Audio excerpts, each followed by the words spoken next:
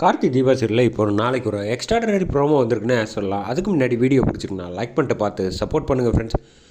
கார்த்திக்கு வந்து அம்மா நீ ஒன்றும் கவலைப்படாதம்மா, எதுவாக இருந்தாலும் நல்லபடியாக நான் சரியாயிடுவேன்.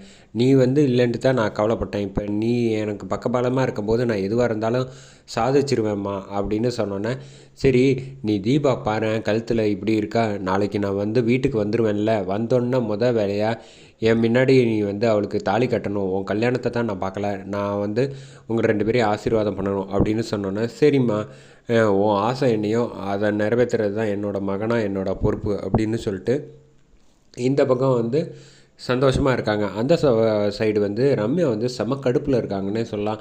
என்னடா இது, நம்மளை வந்து இந்த மைதிலியும் சரி மீனாட்சியும் நம்மளை இவ்வளோ அவமானப்படுத்துகிறாங்க. ஒருவேளை அவங்களுக்கு வந்து நம்ம விஷயம் எல்லாம் தெரிஞ்சிருக்கும்னு நினைக்கிறேன். அதனால தான் அவங்க வந்து ஓவராக பேசுகிறாங்க.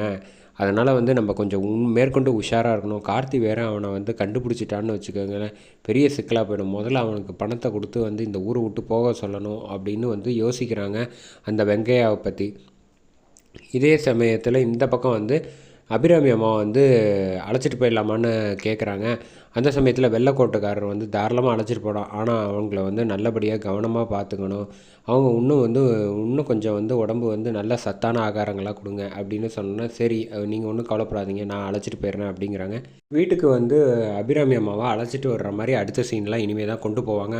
இதோட ப்ரோமோ முடிஞ்சிருச்சு. வந்ததுக்கு அப்புறமேட்டுக்கு நிச்சயமாக வந்து கார்த்தியை வந்து தீபா கழுத்தில் வந்து தாலி கட்டுறதுக்கு வந்து எடுத்து கொடுப்பாங்க. மீனாட்சி எடுத்து கொடுத்தோன்னே மொத்த குடும்பத்துக்கு முன்னாடி வந்து கார்த்தி வந்து தீபாவுக்கு தாலி கட்டிட்டு கீழே வந்து அபிராமி அம்மா காலில் விழுந்து ஆசீர்வாதம் வாங்குற மாதிரி சொல்லுவாங்க.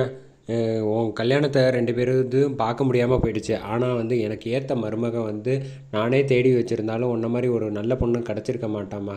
உன்னால தான் வந்து உன்னோட பாட்டுனால தான் கார்த்தி சொன்னான், அதனால தான் நான் நல்லபடியாக குணமானேன் அப்படின்னு சொன்னோன்னே, உன் பாட்டுக்கு வந்து தெய்வசக்தி ரொம்ப அதிகமாக இருக்குமா அப்படின்னு சொல்கிறாங்க. அதோட இருக்கட்டும்மா, உங்களை காப்பாற்ற வேண்டியது எங்களோட கடமை அப்படிங்கிறாங்க. அதோட முடியும்.